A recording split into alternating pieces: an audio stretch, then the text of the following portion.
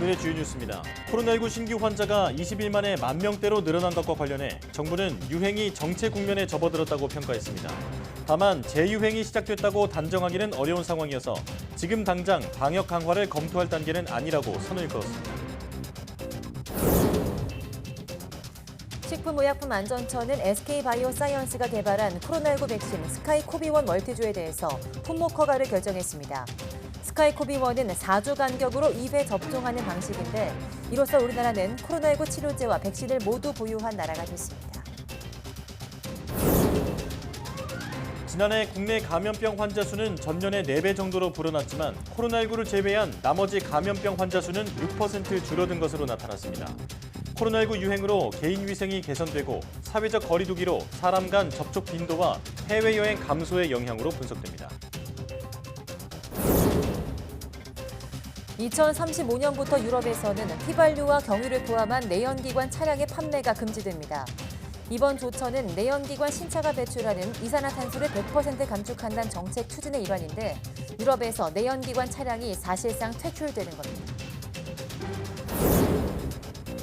아침 최저 기온이 30도를 넘는 초열대야 현상이 6월로는 처음으로 강릉 지역에서 나타났습니다. 보통 아침 기온이 25도를 넘으면 열대야, 30도를 웃돌면 초열대야로 부릅니다.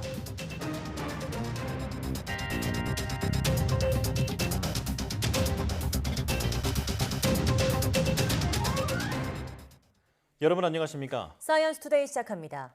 코로나19 신규 환자가 20일 만에 10,000명대로 늘어난 것과 관련해 정부는 유행이 정체 국면에 접어들었다고 평가했습니다.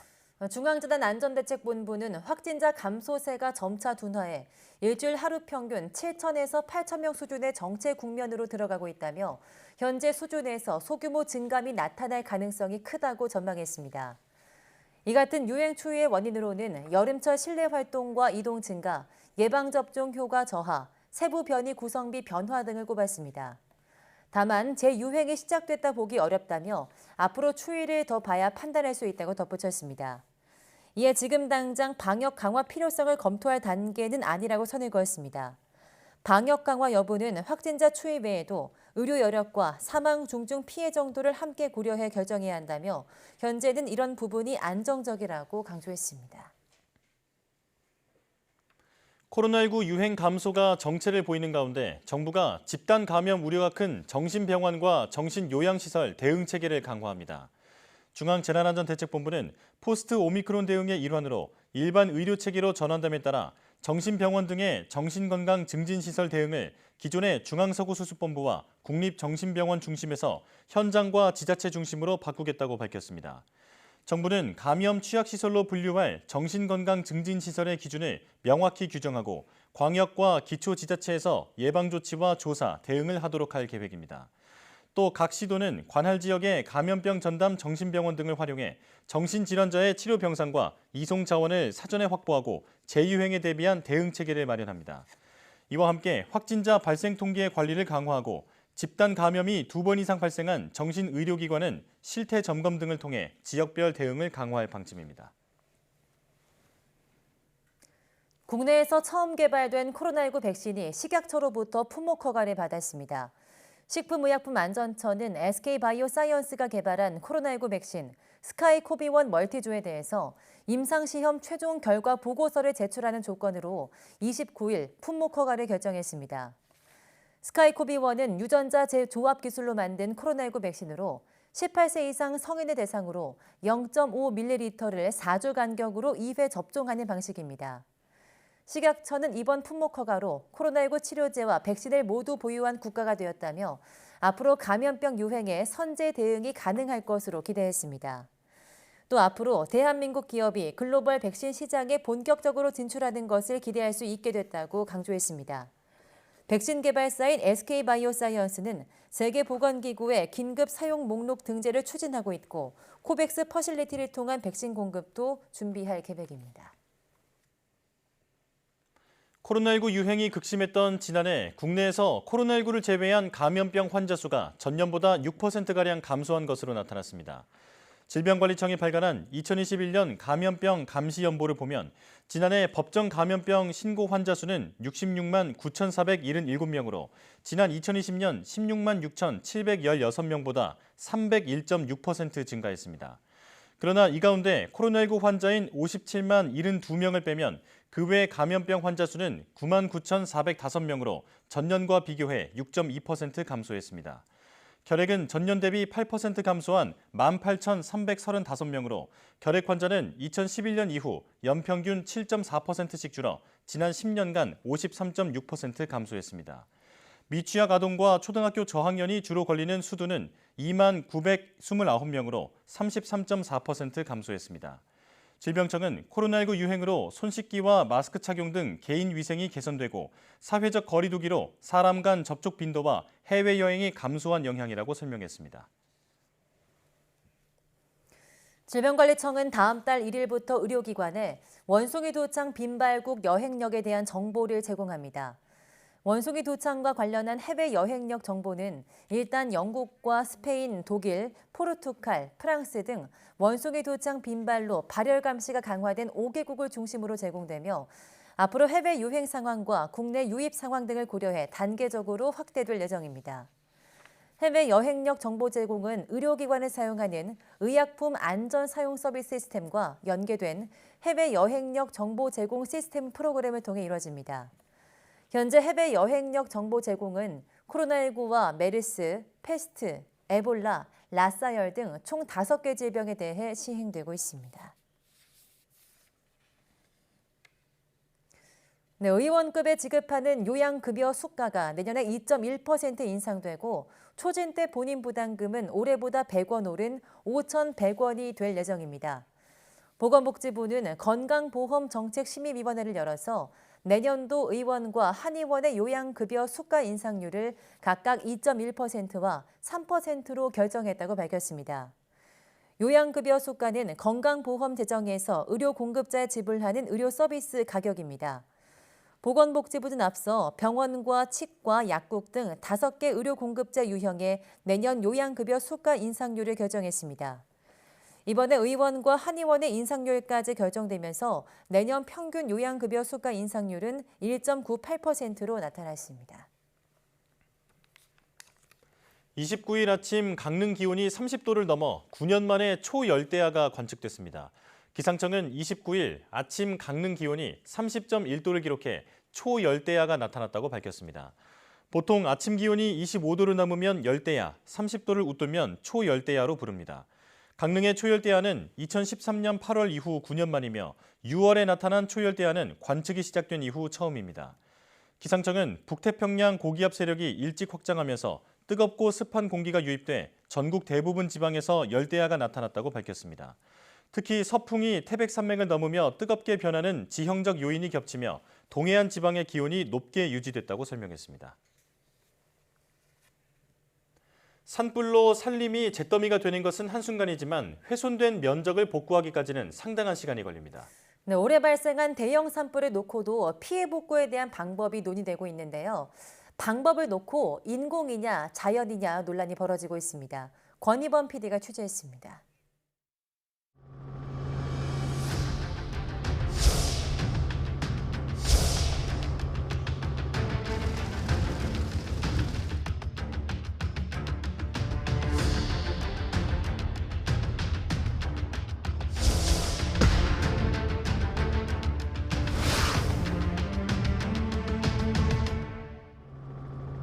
지난 1996년과 2000년 산불 피해를 입은 강원도 고성군 주광면의 산림입니다. 같은 산이지만 한쪽은 피해목을 베고 나무를 심는 인공 복원을 진행했고 다른 쪽은 아무 조치 없이 산림이 자연 복원되고 있습니다. 이곳은 20여 년 전 산불 피해를 입은 지역입니다. 이 길을 기준으로 인공 복원을 한 쪽은 잎이 뾰족한 침엽수가, 자연적으로 복원된 쪽은 화렵수가 무성합니다. 그렇다면 어떤 방법이 좋을까? 복원 방법에 대한 오랜 논쟁은 올해 발생한 동해안 대형 산불 이후에도 계속되고 있습니다. 먼저 자연 복원을 선호하는 환경단체와 전문가들은 꼭 인공 복원이 필요한 지역이 아니면 자연 복원이 우선돼야 한다는 주장입니다. 생태계 조성에 더 좋고 굳이 예산을 쓸 필요도 없기 때문입니다. 이곳은 지난 3월 산불이 난 경북 울진군의 한 야산입니다. 3달이 지난 지금 이렇게 탄 나무 아래로 신갈나무와 같은 화렵수가 자라고 있습니다. 또 인공복원의 경우 주로 소나무를 심는데 소나무가 불에 약하고 솔잎과 송진도 불에 잘 타서 결국 산불에 취약한 산림이 만들어진다는 겁니다. 소나무가 송진을 함유하고 있어서 불도 쉽게 붙고요. 탔다 그러면 상당히 오래 타고 온도가 높아집니다. 그렇기 때문에 확산하기가 쉽습니다. 대형 산불의 위험에 상당히 노출되어 있습니다. 산림청은 자연복원의 장점을 인정하지만 현실적으로 인공복원도 병행해야 한다는 입장입니다. 원하는 목재를 비교적 빠르게 얻을 수 있는 건 인공복원의 장점입니다. 또 피해 지역이 사유림일 경우 당장 경제성을 우선하는 지주의 의견을 반영할 수밖에 없다는 겁니다. 쉽게 결론이 나지 않자 산림청은 지난 4월부터 주민과 환경단체, 학계로 구성된 산불 피해 지역 복원을 위한 협의체를 구성해 연말까지 답을 찾기로 했습니다. 자연복원으로 된 지역들은 안정성이 커지는 숲이 형성이 되면서 토양 유실을 막을 수가 있고 생물 종양성이 커지는 숲이 숲으로 발달합니다. 대신 인공조림 자체는 우리가 원하는 목재를 얻을 수 있는 그런 숲으로 만든다는 방법의 차이가 있는 거가 될 수 있겠죠. 꺼진 불도 다시 보는 산불 조심과 진화만큼 훼손된 산림도 다시 보고 꼼꼼히 살펴 복원 방향과 방법을 정하는 일이 더욱 중요한 시점입니다. YTN 권희범입니다.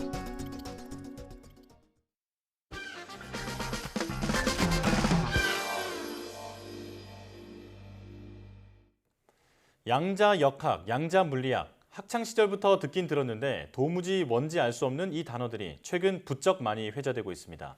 무엇보다 양자 컴퓨터 개발이 본격화하면서 양자에 대한 관심이 커지고 있는데요. 이론적으로 슈퍼컴퓨터보다 수백 배에서 수천 배 빠른 연산을 할 수 있다는 이 놀라운 컴퓨터 개발에 세계의 두뇌들이 경쟁하고 있습니다.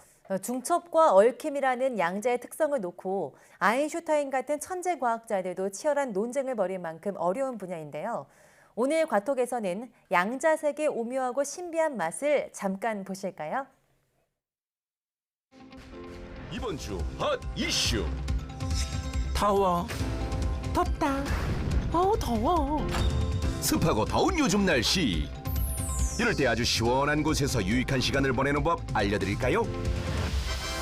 바로 국립과학관 특별전에 가는 거예요. 국립중앙과학관은 8월 15일까지 코로나19에 대처하는 우리의 자세라는 주제로 특별전을 개최하는데요. 코로나19를 이겨낸 과정을 과학 원리로 체험해 볼 수 있다고 합니다. 국립대구과학관에서도 특별전이 열리는데요. 바로 2050 탄소제로 시티 특별전. 인간이 초래한 기후위기의 실상과 이를 극복하기 위한 다양한 기술들을 경험해 볼 수 있습니다.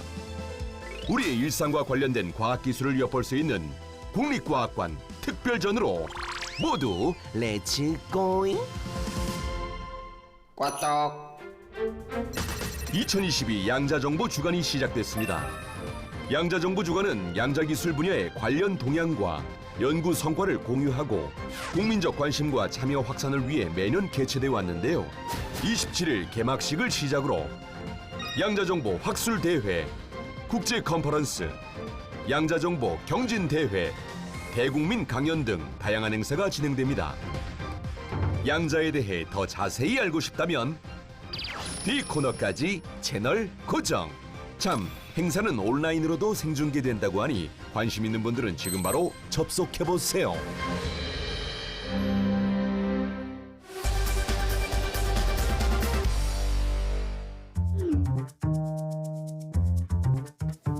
이럴 수가. 아니, 박사님, 왜 그러시죠? 마가렛 박사, 지금 이 과톡이 왔는데 6월 27일부터 일주일 동안 양자 정보 주간이라고 하는군요. 그런데요? 근데요라뇨. 양자 기술은 미래 산업 경쟁력의 핵심 기술로서 산업 경제 전반의 혁신을 가져올 엄청난 기술이라고요. 지금 어디를 보시는 거죠? 보긴 뭘 봤다고 그래요? 아무튼 이렇게 중요한 양자에 대해 우리가 알려야 하지 않겠습니까? 하지만 양자 기술에 대해 설명하려면 먼저 양자가 뭔지 알아야 하지 않을까요? 그렇죠. 그래서 준비했습니다.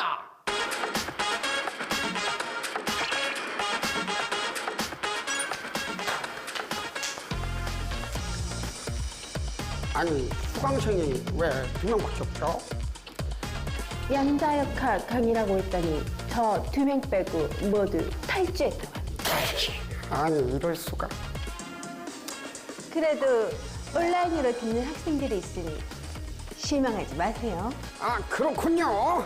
그럼 여러분 끝까지 우리 함께해요. 할게요. 하지만 탈주 인원은 점점 늘어가는데 자, 여러분 양자역학은 어떤 학문일까요?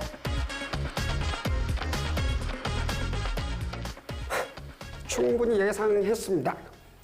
바로 원자의 운동을 기술을 하는 학문입니다. 화학적으로 더 이상 쪼갤 수 없는 단위를 바로 원자라고 하는데요. 우리가 보는 모든 물체는 바로 이 원자로 구성이 되어 있는 겁니다. 그만큼 원자는 현미경으로도 볼 수 없는 아주 작은 단위인데요. 만약 원자를 동전 크기로 확대한다면 같은 비율로 커진 동전은 지구의 크기가 될 정도? 이런 원자의 모습을 간단히 표현하면 원자 핵 주변을 전자가 이렇게 돌고 있는 모습입니다. 그래서 과학자들은 이 원자를 연구를 하기 시작했는데 유명한 실험이 있습니다. 바로 짜잔! 짜잔! 이게 뭐냐? 바로 이중 슬릿 장치인데요. 2개의 구멍이 있는 이런 벽이 있고 그 뒤에는 그냥 일반 벽이 있습니다. 자, 이 상태에서 만약 요 앞에서 작은 공들을 막 이쪽으로 막 던져.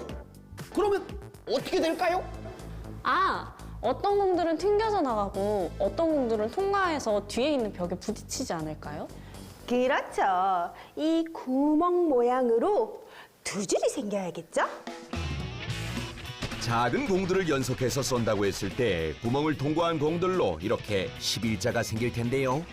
과학자들은 원자핵 주변을 돌고 있는 전자도 같은 움직임을 보일 거라고 예상을 했어요.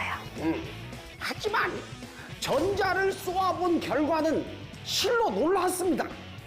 바로 이런 모양이 나온 거죠. 왜요? 이런 모양을 간섭무늬라고 하는데 이런 무늬가 나오려면 전자가 입자가 아니라 파동이어야 합니다. 아, 또 뭔 소리야? 야, 나가자. 안녕히 계세요. 잠깐. 쉽게 설명해 줄게요. 자, 먼저 입자란 우리 눈에 보이는 대부분의 물체들이에요. 이 볼펜도 입자고요. 우리의 몸도 입자지요. 반면 파동은 우리 눈에 보이지 않는 뭐 소리 같은 걸 말합니다. 동시에 여러 곳으로 퍼지기 때문에 한 번에 여러 대상들에게 전달될 수 있는 거죠. 즉 작은 알갱이인 입자와 물결과 같은 파동은 이중 슬릿을 지날 때 다른 특징을 가지는데요. 입자는 2개의 구멍 중 한 곳만 지날 수 있지만 파동은 동시에 2곳을 모두 지날 수 있습니다. 2 구멍을 지났음에도 여러 개의 선이 나오는 것은 파동일 때만 가능한 현상이죠. 당시 과학자들도 전자는 아주 작은 입자라고 생각했기 때문에 실험 결과에 매우 놀랐습니다. 그래서 다시 실험을 해봤죠. 이번엔 실험 장치의 뚜껑을 열고 그런데 이번엔 간섭 무늬가 사라지고 2줄로 나온 거랍니다. 도대체 왜 그럴까? 왜 2줄이 나왔을까? 과학자들은 고심 끝에 답을 내놨죠.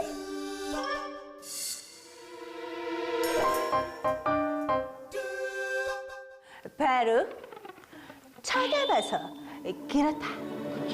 쳐다봤지. 에? 아니, 쳐다보는 게 왜요? 쳐다만 봤는데 전자가 갑자기 변한다고요? 아니 뭐 눈에서 레이저 빔이라도 나온다는 거예요. 뭐예요? 자, 본다는 것은 뭘까요? 본다는 거? 물리학적으로 본다는 것은 빛이 사물에 부딪혀 튕겨서 눈 망막에 도달하는 것을 말합니다. 큰 사물의 경우 이 빛으로 인해 큰 변화를 얻을 수 없지만 아주 작은 단위인 원자나 전자는 이 빛으로도 교란이 생길 수 있다는 것입니다. 즉 파동이었던 전자가 입자로 붕괴할 정도로 말이죠. 에이 말도 안 돼. 그러면 이렇게 안 볼 땐 파동이고 이렇게 보면 그 순간 입자가 된다고요? 에이. 바로 그렇게 따지고 든 사람이 있었어요. 바로 아인슈타인이었어요.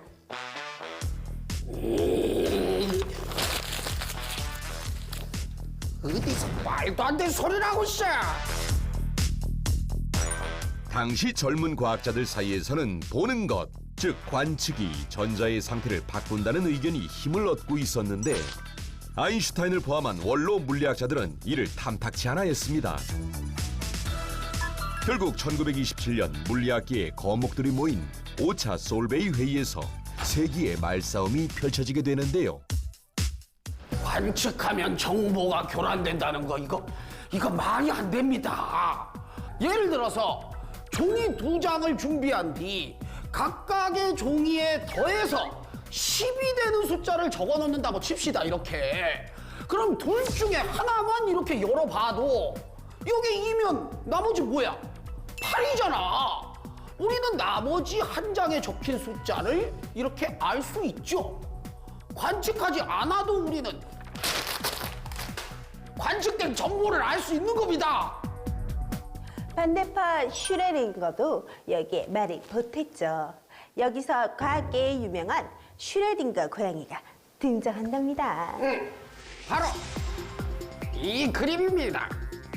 자, 보시게 되면 상자 안에는 이 이중 슬릿 장치가 이제 망치랑 연결이 돼 있고 독극물 병과 고양이가 있어요.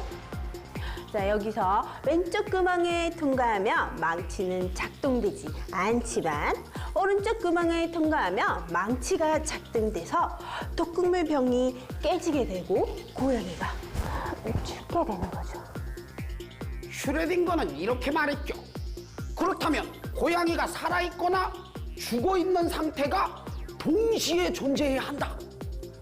그런데 이런 상태는 존재하지 않으니까 양자역학은 틀렸다.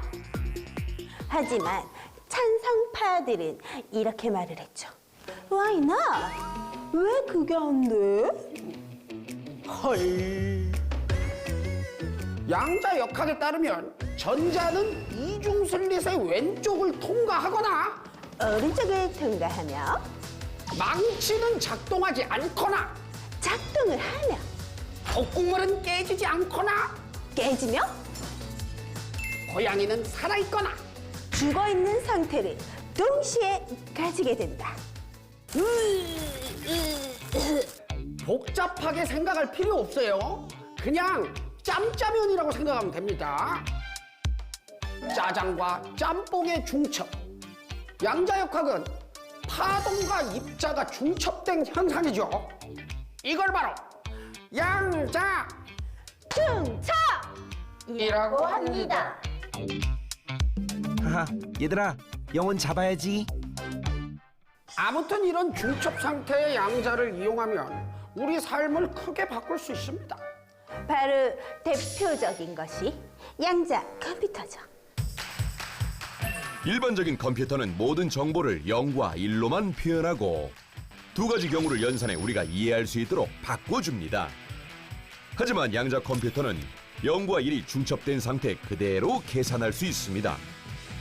모든 상태를 동시에 확인해서 결과가 나오기 때문에 계산 속도가 상상할 수 없을 만큼 빨라지죠. 그래서 이 양자는 여러 기술의 혁신을 가져올 수 있는 엄청난 이론이라는 사실. 모두 알았죠? 집 나간 영혼이 돌아오지 않았네요. 왜 저러는 거죠? 아무래도 우리의 설명에 감동해서 말을 잇지 못하는 것 같아요. 아하, 그렇군요. 그럼 앞으로 양자와 더 친해지길 바라면서 안녕.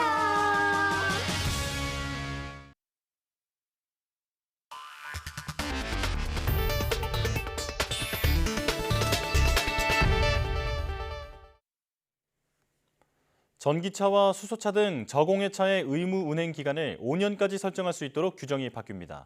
환경부는 저공해차 의무 운행 최대 기간을 2년에서 5년으로 늘리는 내용을 담은 대기환경보전법 시행규칙 개정안을 30일 공포한다고 밝혔습니다.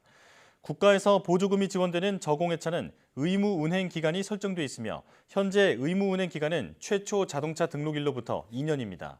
의무 운행 기간을 지키지 못하면 운행 기간에 따라 보조금을 반납해야 합니다. 2035년부터 유럽에서 휘발유와 경유를 포함한 내연기관 차량의 판매가 중단됩니다. 유럽연합 EU 27개 회원국은 현지 시간 29일 2035년부터 내연기관 엔진이 탑재된 차량의 판매를 중단한다는 EU 집행위원회의 계획을 최종 승인했습니다. 유럽 시장에서 내연기관 차량이 사실상 퇴출되는 겁니다. 이번 조처는 내연기관 신차가 배출하는 이산화탄소를 100% 감축한다는 정책 추진의 일환입니다. EU는 다만 독일과 이탈리아 등 일부 회원국의 요청으로 합성 연료 등 탄소 중립 연료 이용 차량의 판매를 허용할지와 관련해서는 추가적인 검토를 진행하기로 했습니다.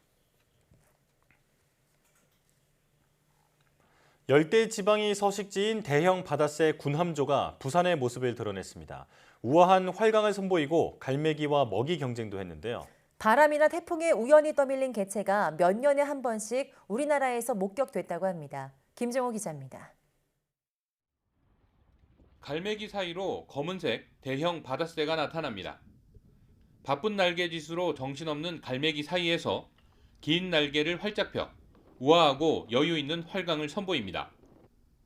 꼬리가 제비처럼 갈라진 모습이 특징인 이 새는 열대 태평양이 주 서식지인 대형 조류 군함조입니다. 갈매기보다도 한 두세 배 정도 컸고 그다음에 꽁지 깃이 제비처럼 갈라진 그 모습을 보는 순간에 이것은 군함조라 생각 못했고 다른 새다 하고 촬영을 하게 됐습니다. 군함조는 지난 25일 오전 부산 기장군 일광면 이동항 앞바다에 나타났습니다. 낚시꾼이 던져주는 생선 내장을 두고 갈매기와 신경전을 벌이기도 했습니다. 30분가량 주변을 돌며 먹이 활동을 한 군함조는 북쪽으로 향하면서 모습을 감췄습니다. 군함조는 활강이 특기여서 바다에서 쉬지 않고도 며칠을 날 수 있습니다. 지난 2011년 강릉 경포호수에서 태풍에 떠밀려 길을 잃은 개체가 포착되는 등 몇 년에 한 번 우리나라에서 목격되는 귀한 손님입니다. 어린 새 같은 경우에는 얘가 계속 바다 위를 날면서 배회하거든요. 네, 그러면서 이제 어린 새는 새로운 데를 찾아가야 되는 그런 게 있기 때문에 길을 잃고 가끔 우리나라 오기도 하고. 열대에 사는 새가 우리 곁에 나타났으니 지구 온난화 영향을 생각해 볼 여지가 있지만 지금까지 목격된 빈도로 볼 때는 확대 해석이라는 게 전문가 판단입니다. YTN 김종호입니다. 전기와 가스 요금이 동시에 오르며 6%대 물가가 점차 현실로 다가오고 있습니다. 택시나 상하수도 등 정부의 통제 범위를 넘어선 공공요금도 도미노 인상이 예고돼 고물가 상황은 더욱 굳어질 것으로 보입니다. 권남기 기자입니다. 정부가 1년치 전기요금을 한꺼번에 올렸습니다. 기업부터 소비자까지 모두 영향을 미치며 물가 상승을 부채질하겠지만 수십조 적자를 앞둔 한전을 내버려둘 수 없다고 판단한 겁니다. 하지만 적자를 메우기엔 여전히 부족해 하반기에 전기료를 또 올릴 수 있다는 관측이 나옵니다.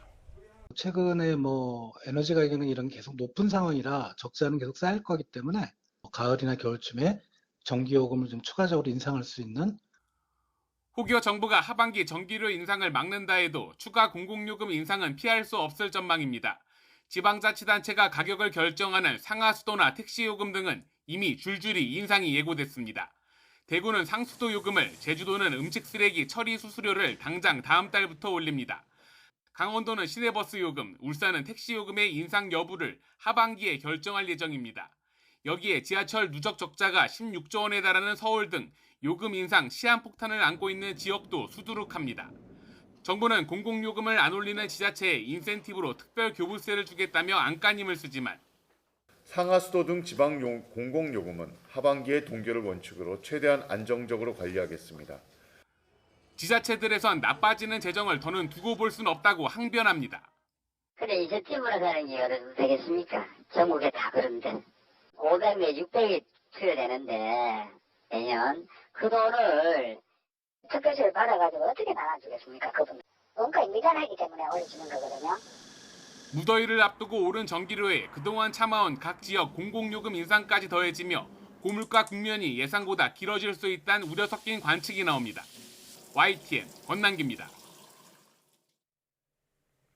고물가 현상이 길게 이어지는 가운데 소비자들은 석유류 제품 가격 상승을 가장 우려하는 것으로 나타났습니다. 앞으로 1년간 물가 상승률, 즉 기대 인플레이션율을 3.9%로 전망해 10년 2개월 만에 최고치를 기록했습니다. 박병환 기자입니다. 지난 2월 24일 시작된 우크라이나 사태. 4개월이 지났지만 전쟁이 언제 끝날지 모르는 가운데 원유가와 곡물가 급등, 공급망 차질 등으로 소비자들이 후유증에 시달리고 있습니다. 소비자들은 앞으로 1년 동안 물가 상승에 영향을 미칠 품목으로 석유류를 첫손에 꼽았습니다. 농축수산물과 공공요금 등이 뒤를 이었습니다. 앞으로 1년 동안 예상하는 물가 상승률, 그러니까 기대 인플레이션율은 3.9%로 지난 5월 전망인 3.3%보다 0.6%포인트나 뛰었습니다. 고물가에 대한 우려가 커진 셈입니다. 길어지는 고물가 상황에 미국과 우리나라 등 주요 국가의 기준금리 인상이 겹치면서 경제 상황을 바라보는 시선은 악화일로입니다.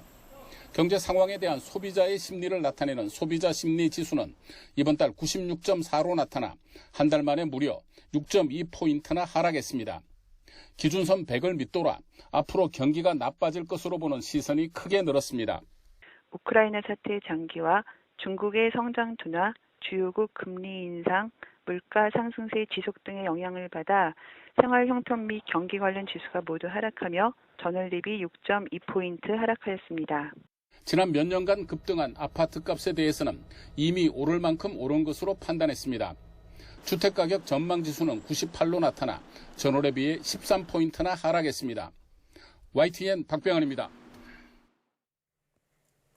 기름값이 천정부지로 치솟으면서 국내에서도 호황을 누리는 정유사들의 초과 이익을 환수하자는 이른바 횡재세 도입 논의가 물꼬를 트고 있습니다.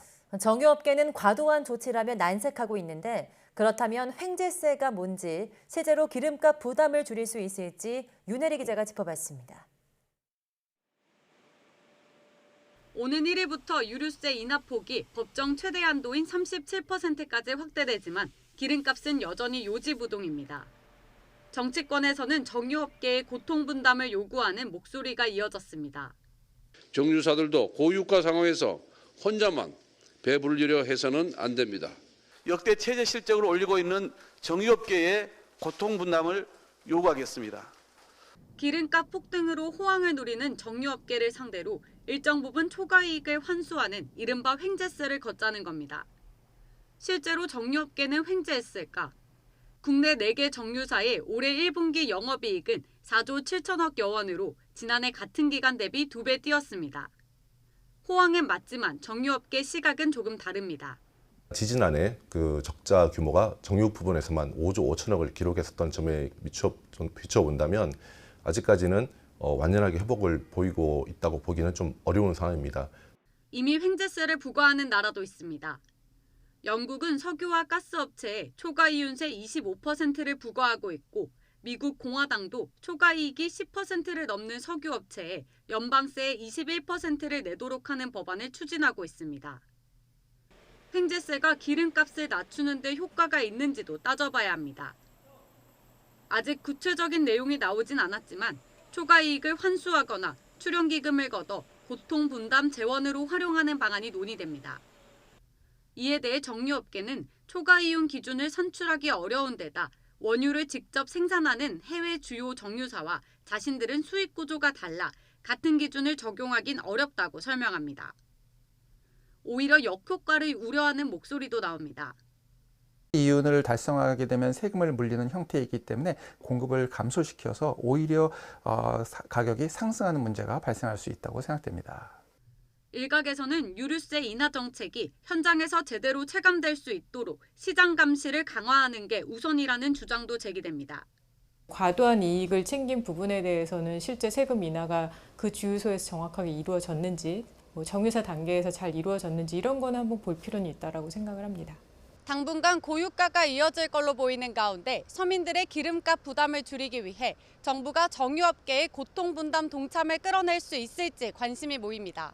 YTN 윤혜리입니다.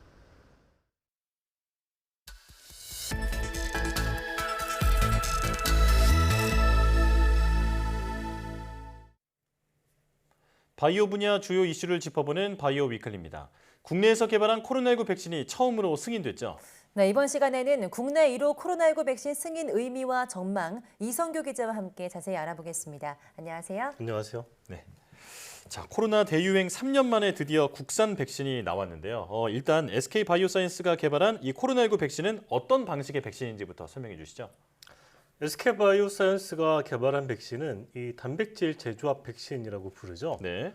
이 단백질 재조합 백신이란 코로나19 바이러스 일부를 이 단백질 형태로 만들어서 인체에 주입하는 그런 백신을 말하죠. 네. 이 방식의 백신은 B형 감염, 자궁경부암, 독감 백신 등에 적용이 돼서 이미 30년 이상 사용돼서 안정성이 충분히 검증됐다는 평가를 받고 있죠. 네.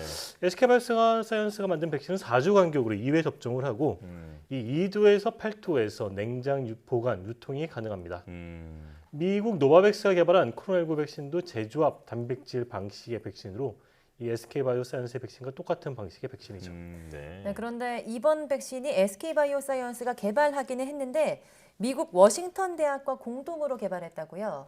이 재조합 단백질 방식의 백신은 이 바이러스의 일부를 단백질로 만들어서 인체에 주입한다고 설명을 했잖아요. 예. 이 백신에 사용되는 바이러스의 일부 단백질을 우리가 이제 항원이라고 부르는데 네. 바로 이 항원 부분을 미국 워싱턴 대학과 공동으로 개발했습니다. 이 항원 부분을 잘 만들어야 우리 몸의 이 인체에 주입한 항원을 바이러스로 인식해서 거기에 대항하는 항체를 생성하는 원리인데요.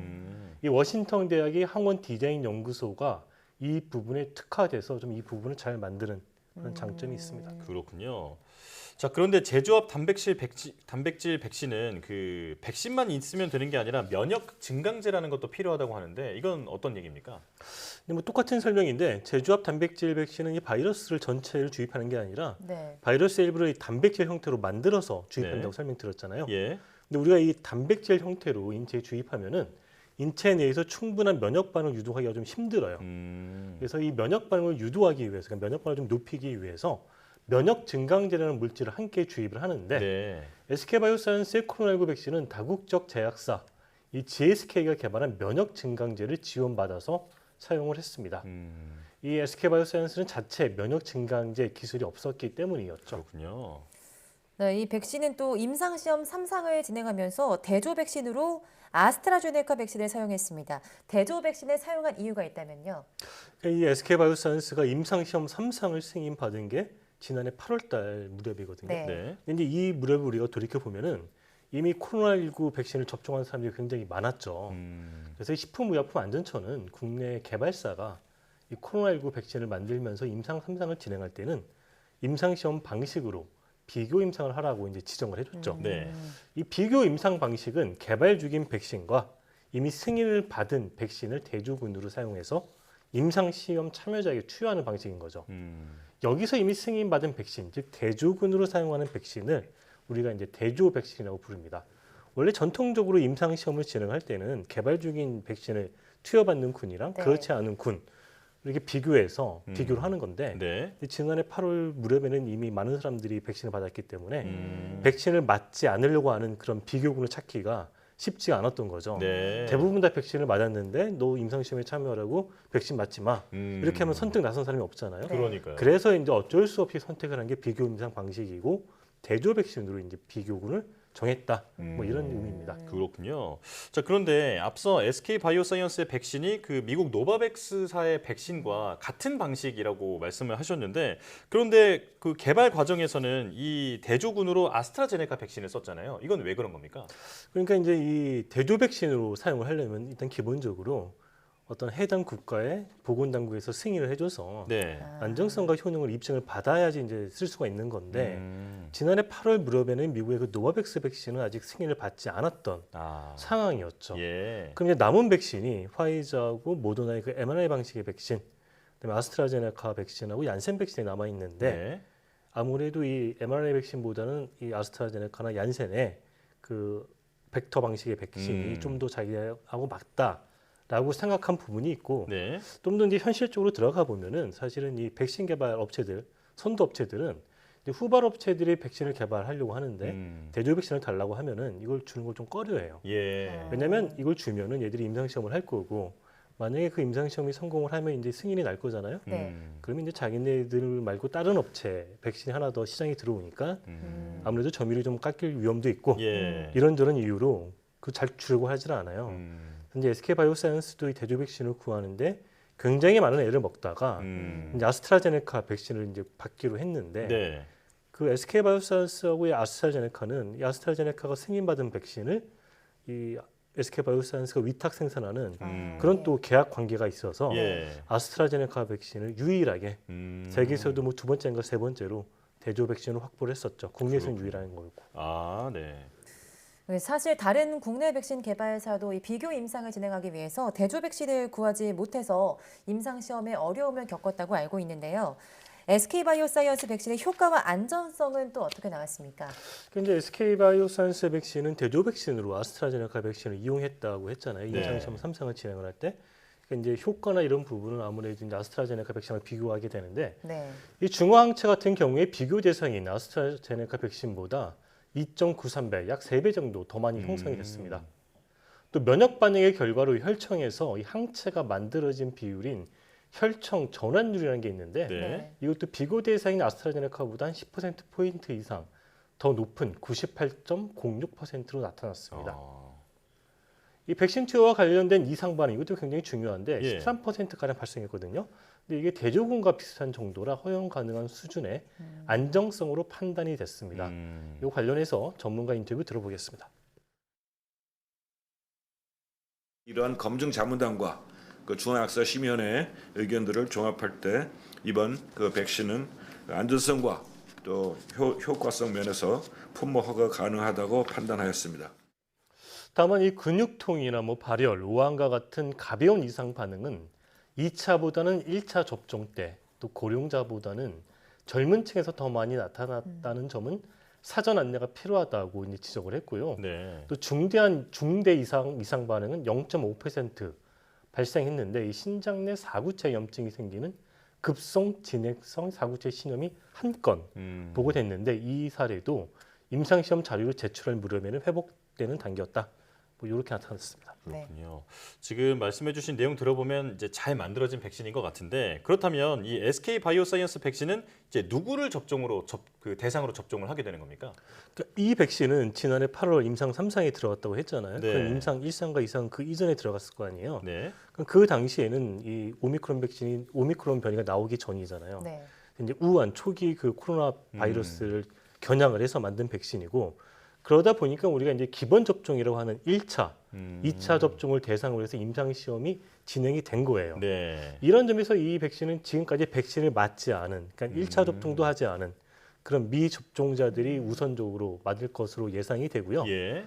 이번에는 1차고 2차 기본 접종만 임상으로 검증했기 때문에 뭐 사실 이 그 부스터 샷에 대한 네. 검증, 임상은 현재 진행 중에 있는데 이 자체적으로 연구를 해보니까 3차까지 맞으면 오미크론 변이에도 어느 정도 효과가 있는 것으로 나타났다. 네. 현재까지 이렇게 나타났습니다. 뭐 관련해서 인터뷰 들어보겠습니다. 네.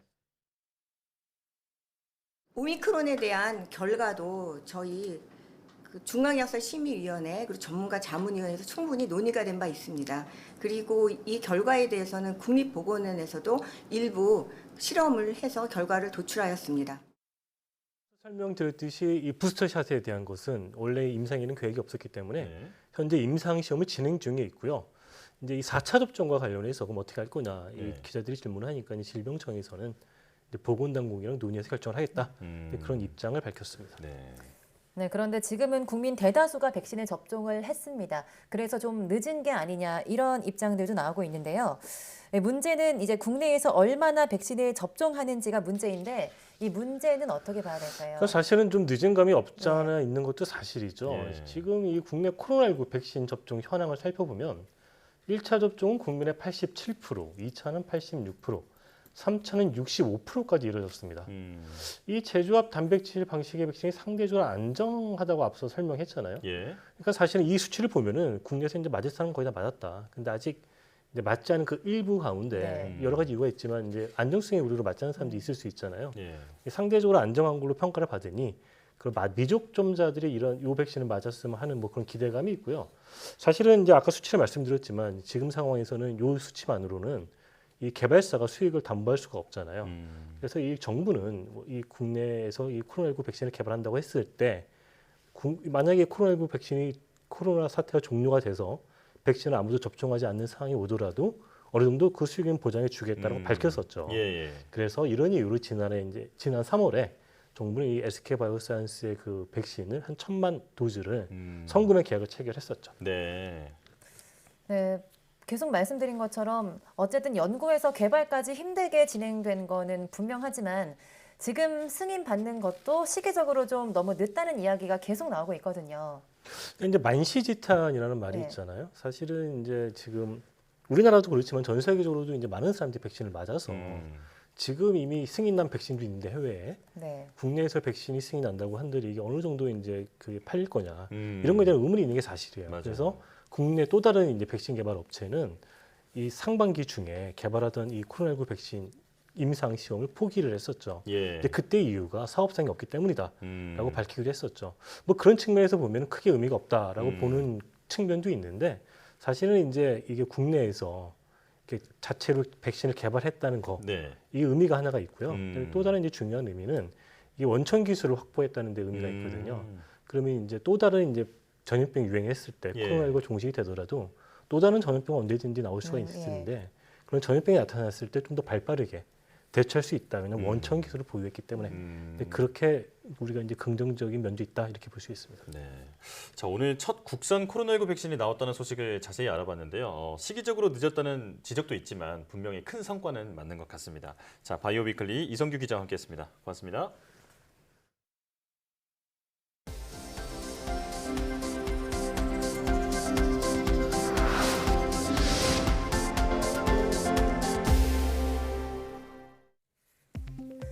전국 공공연구노동조합은 누리호 2차 발사 후 불거진 한국항공우주연구원의 저임금 논란과 관련해서 과학기술계 25개 출연 연구기관의 처우를 상향 평준화해야 한다고 주장했습니다. 공공연구노조는 성명을 내고 출연연 노동자의 노동 조건이 유사 분야인 대학 교수나 민간 연구기관보다 열악한 현실은 꽤 오래된 일이라며 이같이 밝혔습니다. 또 출연연이 자율과 책임 운영이 가능하도록 법과 제도를 개선하고 출연연 사이 임금과 노동 조건의 차이와 장벽을 해소할 것을 촉구했습니다. 과학기술정보통신부 우정사업본부는 다음 달 4일부터 31일까지 생활정보 홍보 우편을 이용하는 고객에게 전단지 디자인을 무료로 지원한다고 밝혔습니다. 생활정보 홍보 우편은 사업 홍보가 필요한 신규 창업자나 중소상공인 홍보를 위해 우체국에서 전단지를 제작하고 다양한 고객을 대상으로 배달하는 서비스입니다. 생활정보 홍보 우편은 전국 우체국과 인터넷 우체국에서 접수할 수 있으며 이벤트와 관련한 자세한 사항은 전국 우체국 우편 고객 만족센터에서 확인할 수 있습니다. 과학기술정보통신부와 한국과학창의재단은 2022년 우수과학도서 선정을 위해 다음 달 15일까지 신청서를 접수한다고 밝혔습니다. 올해부터는 전 국민의 과학적 소양 함양이라는 사업 취지를 고려해서 심사 항목 일부를 개선하고 모집 공고일 기준 1년 이내 초판 도서만 접수하던 자격 요건도 완화됐습니다. 선정된 도서는 과학창의재단, 과학관 등과 연계된 다양한 온 오프라인 플랫폼을 통해서 홍보와 전시, 판매 등의 지원을 받게 됩니다.